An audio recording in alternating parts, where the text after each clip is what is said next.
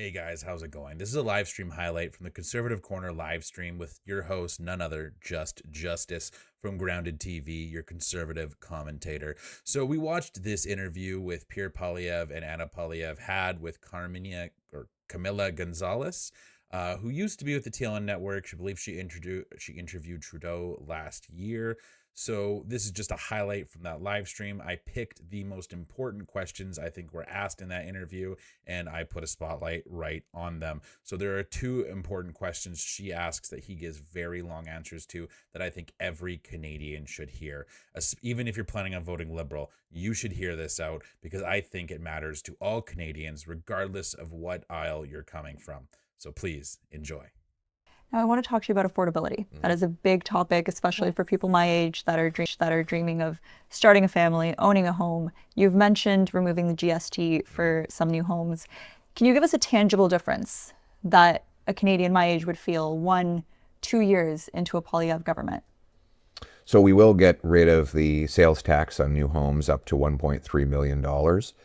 So that will save you up to 65 grand.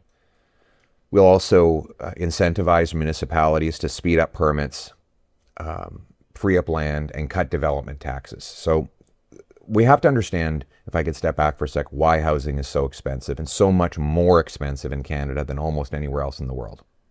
Because really, it makes no sense. We have more land than almost any country in the world, including close to our big cities, including close to the southern border where the population lives. So why isn't housing dirt cheap? And the answer is government. We have, in Ontario today, a third of the cost of a new home is direct taxes. So that's the sales tax, land transfer tax, and development taxes by municipalities.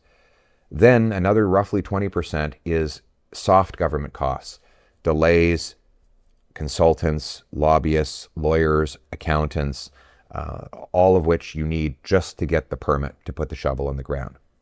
If we could cut that cost, we would have very affordable housing.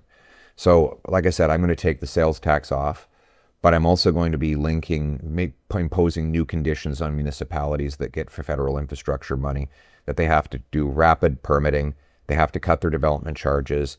I will be doing an announcement in the next several days that will massively incentivize them to cut their development taxes by tens and tens of thousands of dollars.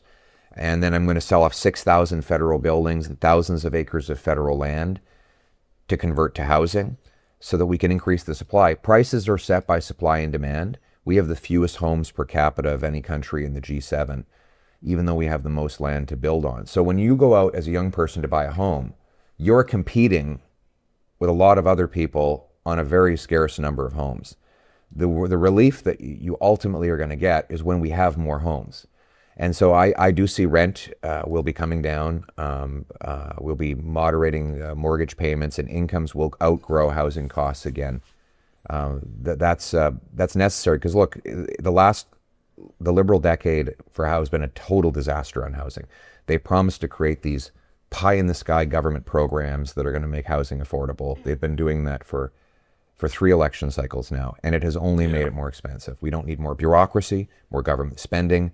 What we need is governments to get out of the way and off the backs of home builders so that we can add millions of new affordable homes for the next generation to buy. Population growth too. Well, we have to cap population growth. We're being honest about it. We're growing our population at 3% while we grow our housing stock at 1%. That's mathematically impossible and unsustainable.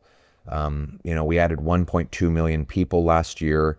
We added 250,000 homes. Like, it's not possible. So we will be capping immigration at a level that ensures we always add homes at a faster rate than we add people. And that's assuming that, the young people can afford a down payment and can afford to save up, because I think that a lot of the concern is, great, the homes will be cheaper, but how am I even going to have enough at the end of my paycheck? So is there any kind of strategy in place to maybe support those people that do dream of owning a house, but they might not have someone to call to say, hey, can you help me with the down payment? Yeah, I think, it's a good thing that she's pressing a little bit on this to get as many answers as she can. I'm assuming she's probably around my age and asking for my generation and her generation about, like, which gets the one right after them, what they're going to be doing, right? And I think that's a good, like, what he's, like, to me, like, I'm pretty sure he's right. Like, from what I've looked into it, it is as simple as a supply and demand issue. And we've been increasing our population by a ridiculous amount, like very quickly. Like 3% population growth is not small. That is insane. Like, that is insane. You know what I mean? Like, you have to realize how high of a number that is. So for him to be able to have, like, there's not going to be a quick solution to this, right? My solution to people is, or my advice to people is to get out of the cities, because it's a lot worse in the cities in Canada than it is in rural Canada.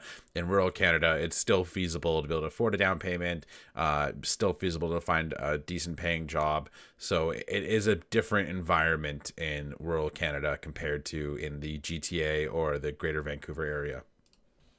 Well, what kind of support do you have in mind? That's why I'm asking you. The question I ask myself, like, let's step back for a second here. Why can't young people afford a down payment in the first place? You know, when our friend, I tell the story over and over again, my friend Tony came from Italy in 1973 as a little boy. His dad never spoke English, worked paving roads, mom made sandwiches at seniors' homes. They bought a home in 2 years and paid it off in 7 in downtown Ottawa. That was 50 years ago. How is it that a construction worker, a construction laborer, and a worker at a senior's home could do that then, but their grandkids can't now? What's going on? The system is fundamentally broken. Part of it is massive government money printing that inflates asset values and waters down the purchasing power of our wage-earning people. Young people live off wages, because they haven't had time to build up assets.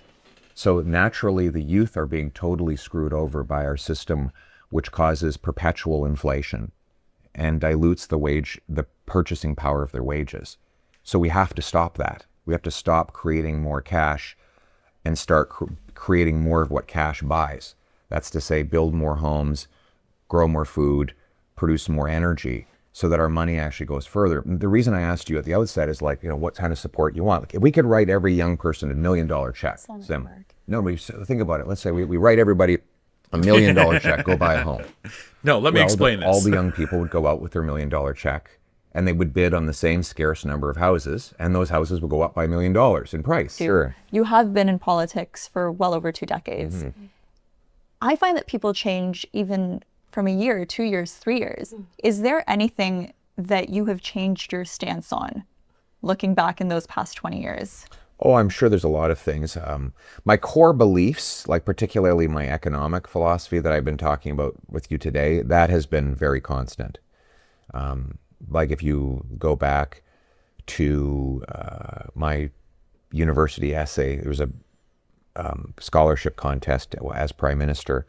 I would. And basically, I wrote that we needed a free enterprise economy with low taxes that rewarded entrepreneurs and workers.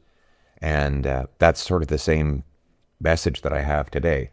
There have been, like, on my economic ideas, there have been obviously some finessing and some rough edges shaved off, but the core belief system, my overall philosophy is just that I want people to be in charge of their own lives. I've never accepted this idea that there is this aristocratic elite that knows how to run our lives better than we do.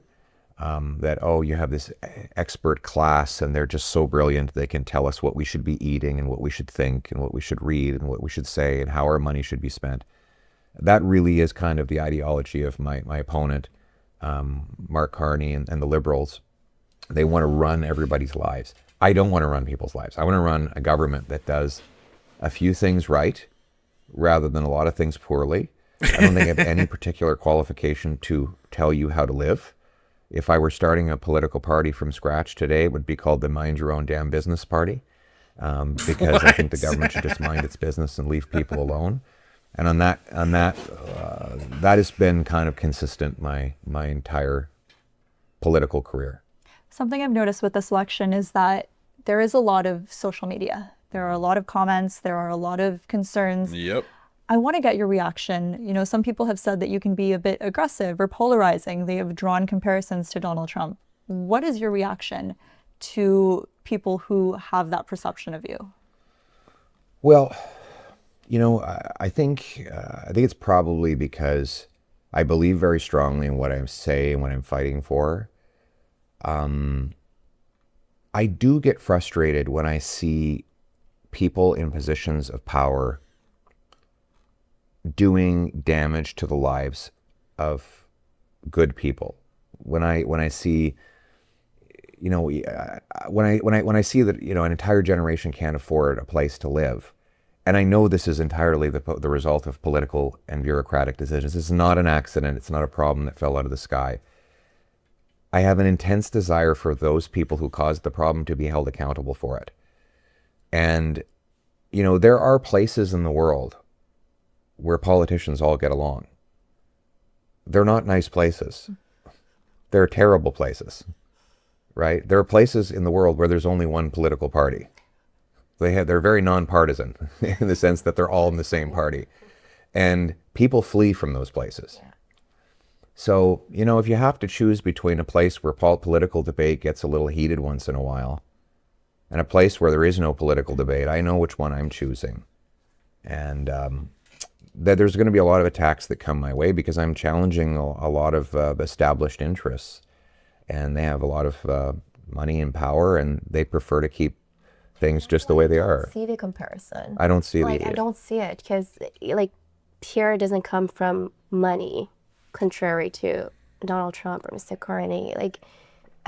Such a different background, such a different upbringing. So the fact that my husband is passionate about his convictions, I've always seen this as a positive thing. I don't know if it's because I'm Latina, where I want to see the fire in the belly and feel it. Yeah. But if you look at his background, where he comes from, everything that he's done, I don't see the comparison at all. And I think people want someone who's going to fight for them too. It's tough out there, and they want someone who cares about their lives and is prepared to fight to make them better. And it's not going to be easy. The changes that are required are not going to be easy. They're going to require somebody with a backbone. I just think I liked your line when you said, I think in Canada we just have been polite for too long. I think that's maybe what's shaking some people, because you are willing to stand up and say the things out loud that need to be said. And maybe it's in our Canadian temperament to, don't say it too loud, maybe. Exactly. I think that's more what it is. I think there are some ways in which we do need to be a little bit more blunt in this country. Yeah. Because it's not going well. And there's a lot of people suffering because of really bad decisions by powerful people. And I believe that's our parliamentary system. It was created as an adversarial system where the most powerful people in the world are meant to tremble when they walk into the House of Commons because they are going to be grilled for the decisions that they made. Hey everybody, thanks for watching. If you enjoyed that, you can find the link to the full live stream in the description. And if you want to watch the interview without my reaction and commentary, you can find the full interview at Carmila Gonzalez's YouTube page. I've put that link in the description as well, just for you guys. Thanks a lot. Have a nice day and stay grounded.